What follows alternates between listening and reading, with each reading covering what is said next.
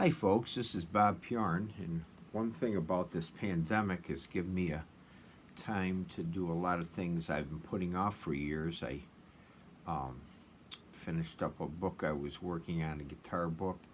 Put a lot of my scrapbook paraphernalia together, did some recording, and got into some other things. Today, I want to talk about mainly bass stuff to the bass players out there, but anybody that's interested in Central New York music. I just got off the phone not too long ago with one of the finest bass players to come out of Central New York. His name is Tommy Hilliker. And I'm going to put a link to where you can see Tommy playing on Facebook this Thursday live from Hershey, Pennsylvania with some great jazz musicians. But I got to thinking of the great pleasure I've had over the years, even though I was a guitar player, of teaching some of the finest bass players around.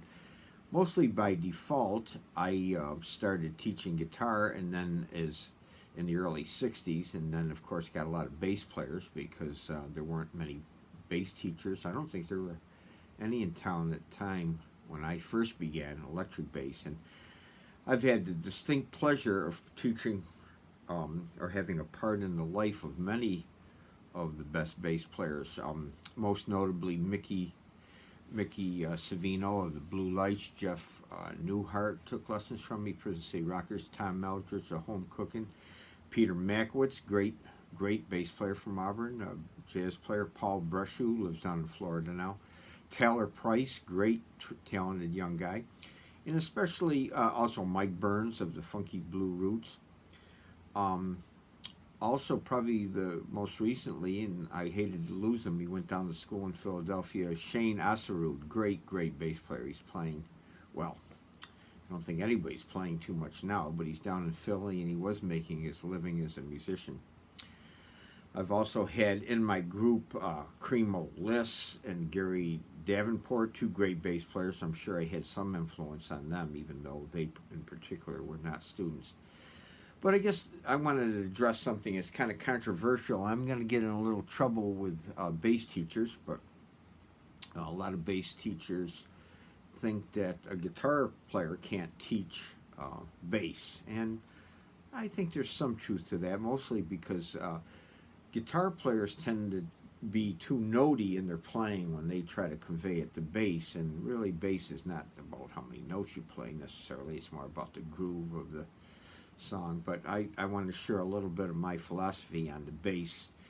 Even though I never professed, I have played some bass gigs, and when I do my recordings, I play bass on them. I wouldn't profess to be a great bass player, but the thing I try to pass around to my bass players, and I think this is the essential thing, and we could have some discussion on that, bass players, I think, believe it or not, the notes in chords are the most important thing, and I'd like to illustrate that by a few ideas. Here's what I mean. No matter what type of music you're into, I don't care if you're into Bach or Willie Nelson, I don't care if you're into Steely Dan or anybody. Let's take a chord. For example, I'm just going to arbitrarily a C6 chord. Now, a C6 chord consists of C, E, G, and A. C, E, G, and A. C, E, G, A. Now, no matter what the music is, your job as a bass player would be to support the band giving off the sound of a C chord. Now, let's say it were some kind of early pop rock tune.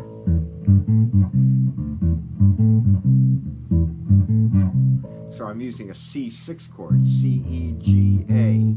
So if I play those notes, I'm going to give off the sound of C6, which is my job as the bass player. You could do that with as little as just a root, but if you want to give off the sound of the chord. Now, if it were a jazz tune, you might still be playing C, E, G, A, with possibly some chromatic tones to give it more of a jazz feel. But we still have C, G, A. That's the most important thing. Now, if you learn the pattern C, E, G, A, you might be always trying to use the C6 chord here, but it's the notes in the chord that are most important. for example, here's a C, and I can get an A lower. And for example, if it were maybe a Motown thing, because I want C, G, A. It doesn't matter where the A is. The A could be low or high, but then I would beginning to give off the sound of the chord. So my whole philosophy, how a bass player plays with his thumb or his fingers, or back when I first started, the bass players were playing with a pick, and that's the skill that's important too. There's times when you're recording and the pick does the job. Actually, the thumb is good on some sounds, and then of course alternate the first and second fingers. But my point is you go on in music, no matter what you decide to play, I don't care if you're in a polka band or if you're playing funk music, it's the notes in the chord that are most important. And I think if a bass player gets that and learns chords even better than guitar players learn to play chords by just putting their hand on some picture. A bass player should actually be able to tear a chord apart. I try to teach my bass players to look at a chord and see all the notes in them, and then apply the groove of that particular kind of music to that, whether it's a funk tune or a rock tune. In some simple musics, for example, certain kinds of country music, just a root and fifth is all you need. But if you want more notes, knowing the notes in a chord is very important. I even stress my students get chord charts to songs and be able to look at the chords and say the notes in each chord. It'll give you great resources to play bass lines, because you want to come up with the notes from the chords. First thing I tell people when they play bass, I say, well, you're going to be playing the chords to a song. And they say, most people think of a chord as holding all the notes together. But of course, I'm talking about arpeggios, or playing the notes one at a time. So anyways, that's just my basic philosophy on teaching bass to learn the notes and chords. One point, I had a long discussion with my ex-student, Tommy Hilliker. By the way, Tommy is a world-class player. He played with many named people, most notably with Jack McDuff, one of the greatest jazz organ players of all times, and he traveled Europe and all over with him, with Jack McDuff. And Tommy is a great, great player. He transcribed one of the early Jamie Aebersold bass recordings and sold it to Jamie Aebersold. He's a really good player. As I say, all these people here are wonderful musicians. I'm proud to have part in their musical life.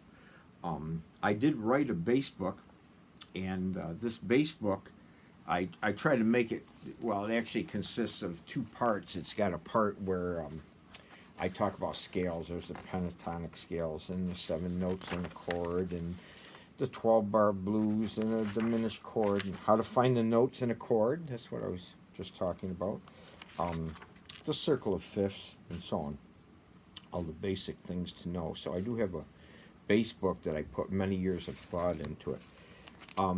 Most people don't want to learn to read, but I did make the second part of the book reading. The first part of the book is theory and how to basics of playing electric bass, but the second part of the book is about reading, and you could actually tackle them simultaneously. So I also wanted to talk a little bit about, unfortunately, right now, hardly anybody's playing. I've been calling all over the country to friends in Texas, California, Florida, and a few people are starting to get to play open air gigs. I have done a little bit in that respect. I'm not happy about going out and playing in restaurants, or closed in places. And unfortunately, I hate to be pessimistic, but I don't know what's going to happen with live music. But I hope people out there, musicians, will continue practicing and learning more tunes and getting better, because hopefully someday we'll get out there. I'm not sure when that's going to be, the way things are going. But so anyways, I'm going to put a link on here. People who remember Tommy Hilliker, he came from a very musical family. His other brothers were fine musicians and are fine musicians. And the Hilliker family were well known here. Tommy lives down in Pennsylvania now, and he was actively playing, but you'd be able to see him playing live on Facebook. I'll put the link up there. He's going to be playing with a jazz group down in Hershey, Pennsylvania. And again, I'd like to put a little shout out to all my musicians all over the country that took lessons from me. It's nice to get to an age where you can reminisce and think about the people you put out there. It's nice to hear every once in a while from people expressing their thanks for having taught them. So it's always good to hear from people, which I'm very happy to, my guitar players or bass players or whatever.